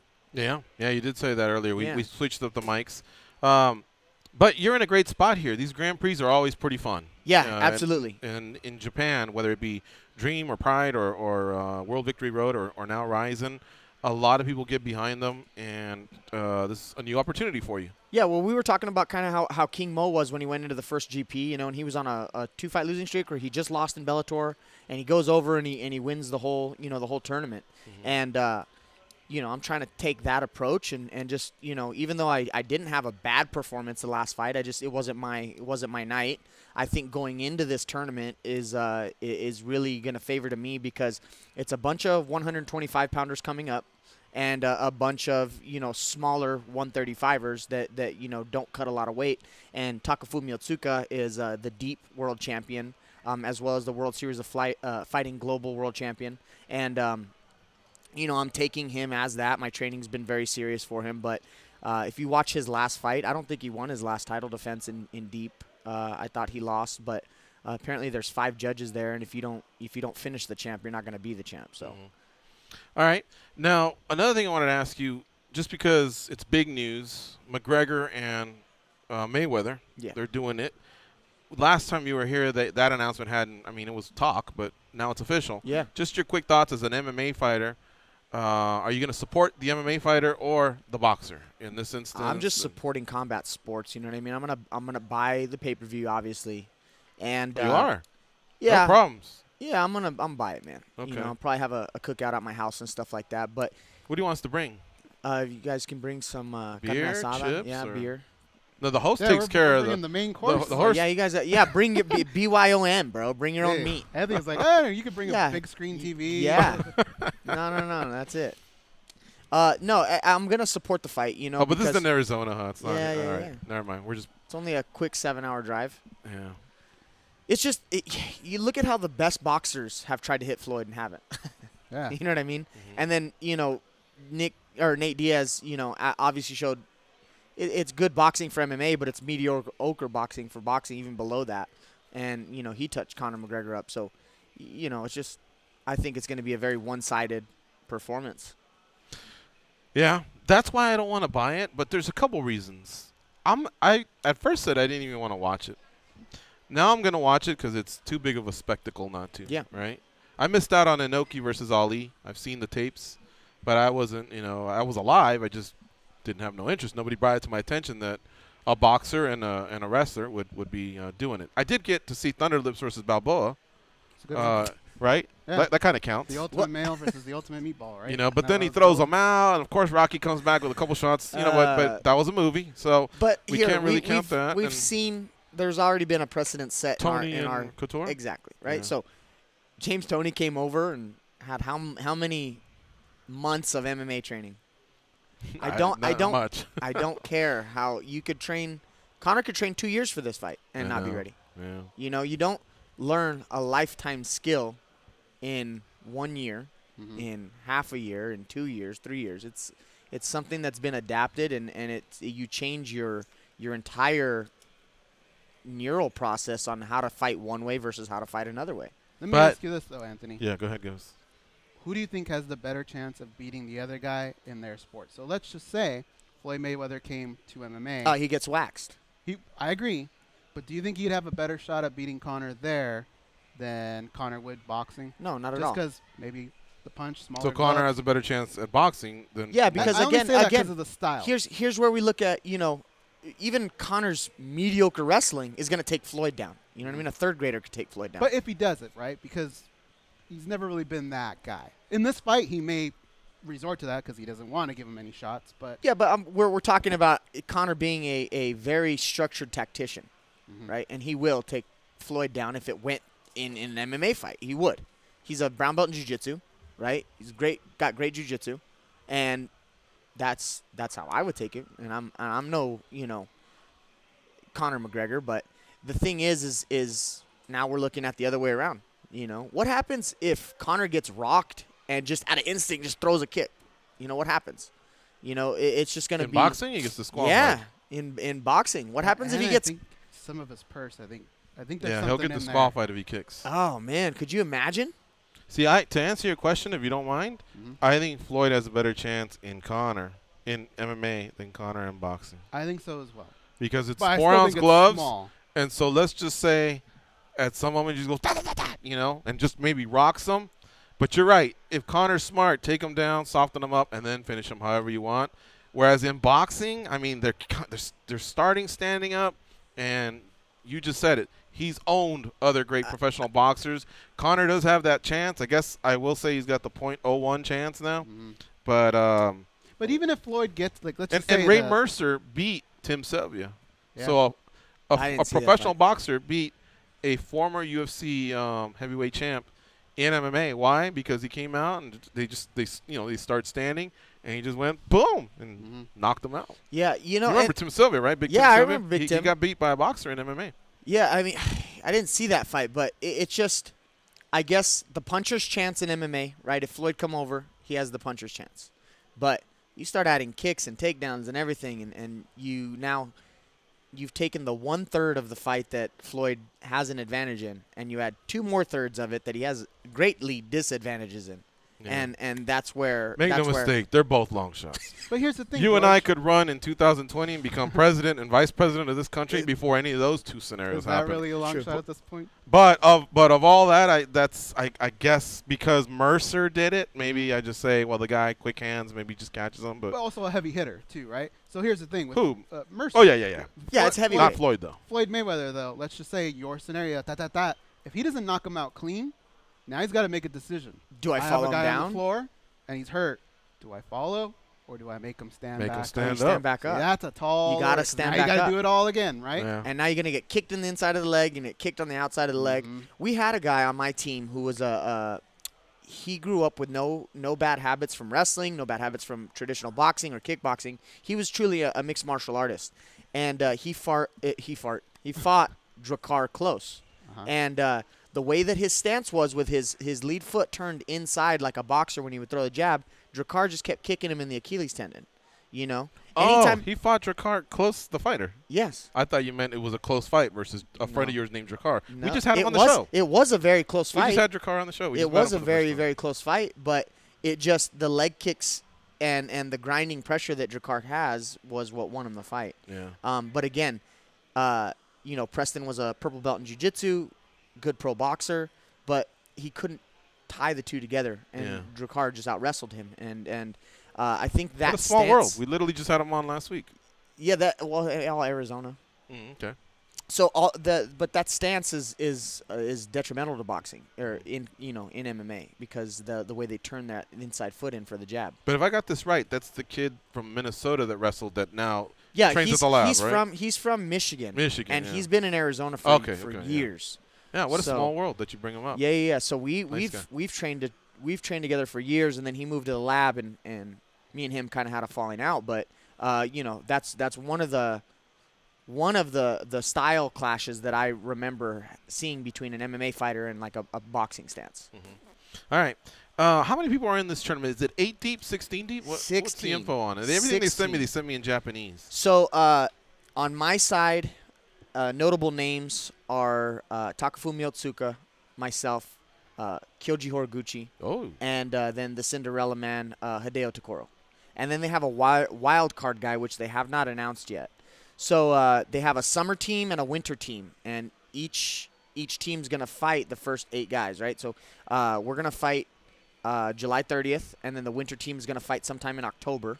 And then the winners of that move on to December 29th, we get December 30th off, and then we fight New Year's Eve. Nice. So They paying well over there? Yeah, man. So I mean, ACB offered me a lot of money to come over, and I chose Ryzen. It was a little bit less money, but just they're gonna blow up, you know. And the fact that they're doing this Grand Prix style, it's you know, Pride revamp basically. That is something that I wanted to do with my MMA career, because now my entire MMA career has become full circle. You know, I've fought in Brazil. I've now fought in the cradle of martial arts, Japan, and now I'm entered in one of the biggest tournaments of our decade that will cement me as one of the all-time greats in mixed martial arts when I win the Grand Prix. All right, we got to take one more break, right? Yeah. Let's do that. One more break. On the way out, I'll tell you that it seems like reality set in. Mayweather started off at minus 1,200, got as low as 675, 650, 625, and then 600. Before we went on break, Mayweather went down to minus 600. McGregor was plus 450. Today I walk in, Mayweather up to 750, McGregor up to 500. So Mayweather money came in. So there we go. I don't know what the sharp money is and what the, you know, the other punters are or whatever, but to me it sounds like, you know, McGregor people came in first and said, oh yeah, McGregor's the greatest. And then of course it got to a certain point and I think some sharp money came in. Who knows? All right, this is Anthony Birchak. He's going to be fighting on July 30th at Ryzen Fighting World Grand Prix. And we're going to take this break. We'll be right back on MMA Junkie Radio's Sirius XM Rush 93 channel. I think that's exactly what happened. Conor fans came in.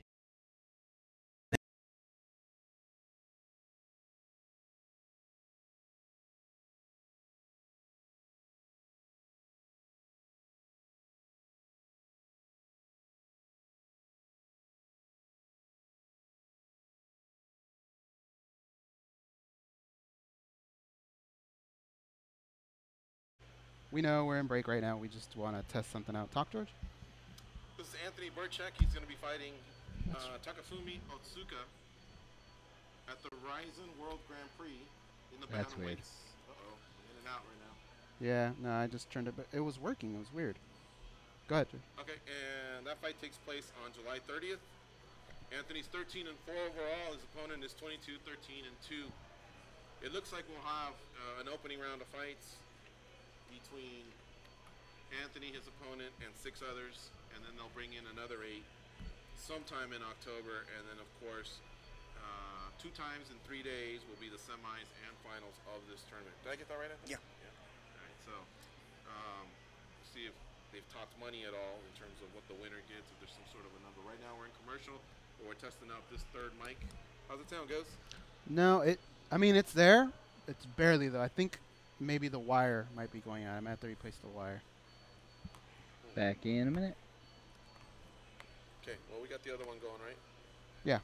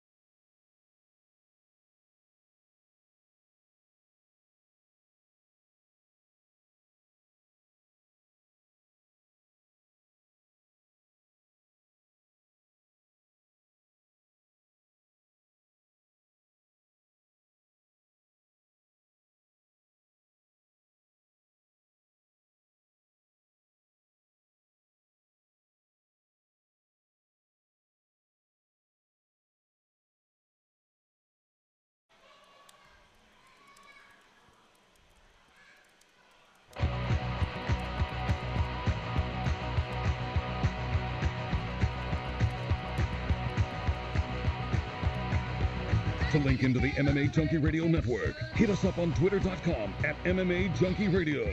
This is MMA Junkie Radio. Here are your hosts, Gorgeous George and Goze. SiriusXM is now on Amazon Alexa. Just enable the SiriusXM skill, log into your account, and say, Alexa, listen to MMA Junkie Radio on SiriusXM Rush 93. For more information, visit SiriusXM.com/Amazon Alexa. Anthony Birchak sitting to my right, fighting out of Extreme Couture. He is fighting Takafumi Otsuka at Ryzen FF World Grand Prix 2017 on July 30th at the Saitama Super Arena in Saitama, Japan.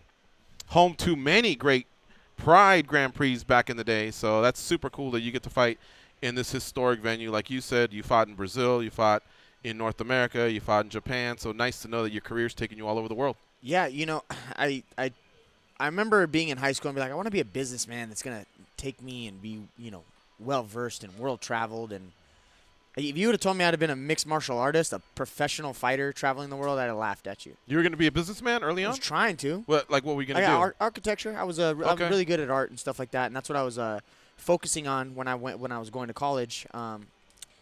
Visual communication with an emphasis in graphic design and stuff like that. And then when I went to the University of Arizona, I wanted to transition into architecture, but I found out I was pretty decent at fighting and beating people up. And you found that in college? Yeah, I ended up. You got another story for us, by the way? Man. You said you thought this through. Yeah, so this one time. But let it marinate. Right. Let it marinate. I'm going to do a soft close here. We're going to do a 5-minute overtime so we can get the street fight story in. All right. And I want to let everybody know that tomorrow's show is going to be a ton of fun. They're all fun. But here we go. Steve Bossi, Mark Diakise, Tisha Torres, and Michael Johnson will join us. They all fight on the Tough 25 finale on Friday. On Wednesday, we'll be joined by former UFC lightweight champion Anthony Pettis and UFC heavyweight Curtis Blades.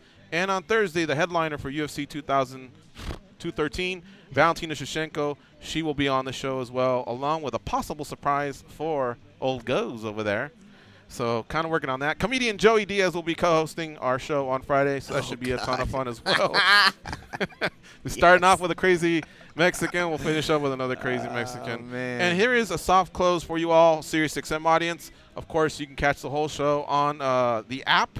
Unfortunately, the overtime is only available for our Facebook fans. Facebook.com/official MMA Junkie or YouTube.com/MMA Junkie video. The whole show is available on iTunes. Subscribe, leave us a review. We would really, really dig it. And that's it. Go out there and be champions. We'll be back in about 15 seconds. You'll never be the same again. I'm gonna keep on the run. I'm gonna have me some fun. It cost me my very last dime. If my wind up broke, well, I'll always. Guys are clear for overtime. All right, what happened in the mean streets of Tucson? No, this was actually, like I said, on the drive over here, I was trying to figure out what street fight I want to talk about. This wasn't really, and it's not necessarily a fight, but I probably hit one of the most amazing judo throws I've ever hit in my entire life.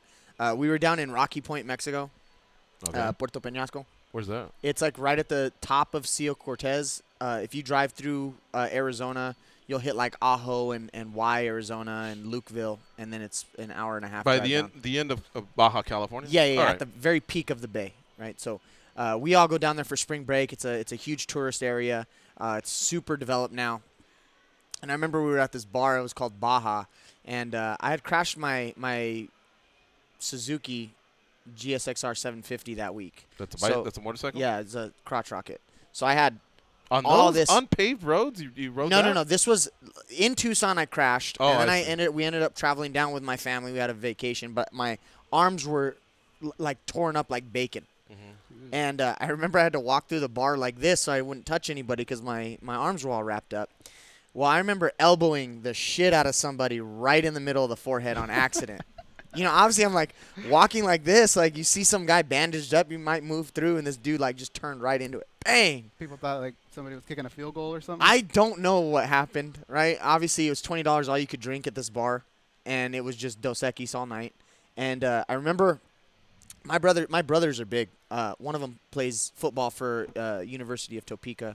It's Washburn State, and then the other one's wrestled in college and stuff. He's about 300 pounds, so he's my bodyguard. He's 6'2", 300 pounds, and so I just remember hitting this guy and him pushing me. He's a decent sized guy, and he was just real nice. Had a nice belt buckle on, and I remember. So from that side of the border. Yeah, he's from that side.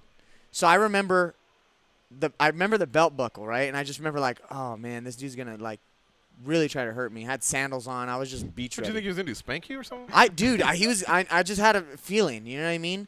So he pushed me, and as he came back to push me the second time, I grabbed his very nice button-up shirt, and I reached around and grabbed the back of his belt buckle, and I just hit this beautiful, just the same throw I hit Kawajiri with. And he went upside down and landed on top of cardboard boxes that had empty Dos Equis bottles in them. So the noise that it made as he went over and just popped all these bottles was club stopping. Like if the record could have went and everyone stopped, it was this little dude. Because again, I was in high school. You all bandaged up and yeah, everything? I was like just out of high school, like senior in high school, going into freshman. I maybe weighed like 125 pounds through throwing this big dude. So that after that, it was everyone got broken up. My brother picks me up by my collar and just throws me away like that. But again, it wasn't a fight, but it was like one of the. What did he do once he landed? I don't know. I got out of there, man. Oh, okay, that was it. Okay. Yeah, that was the end of that.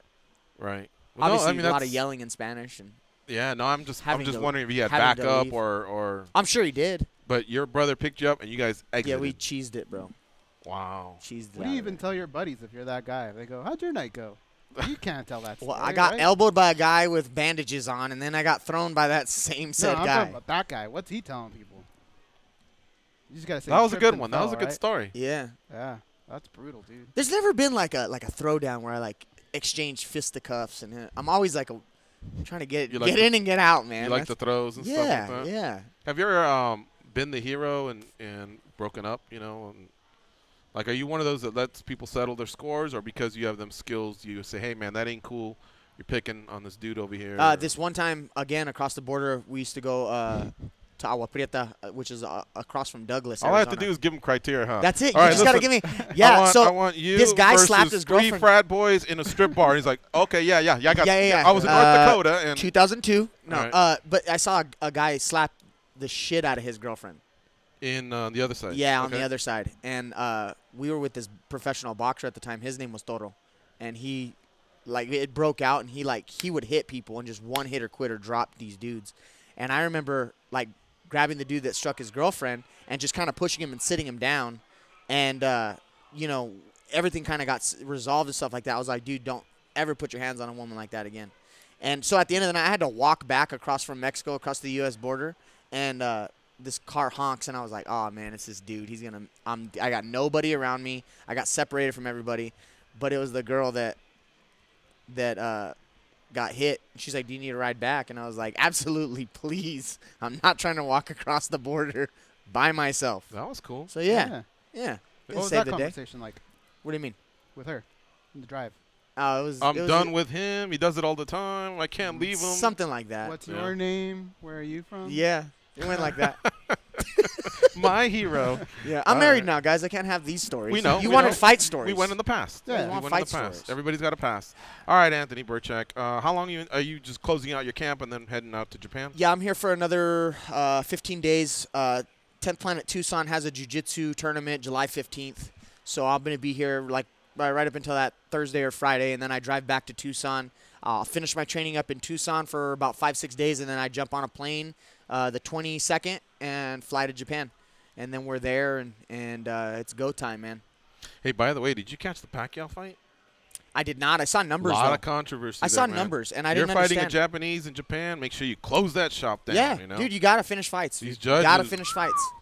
Yeah, I'd hate to put MMA judges in the same, category as what we saw. That was a robbery. We often see close fights that are called robbery in MMA.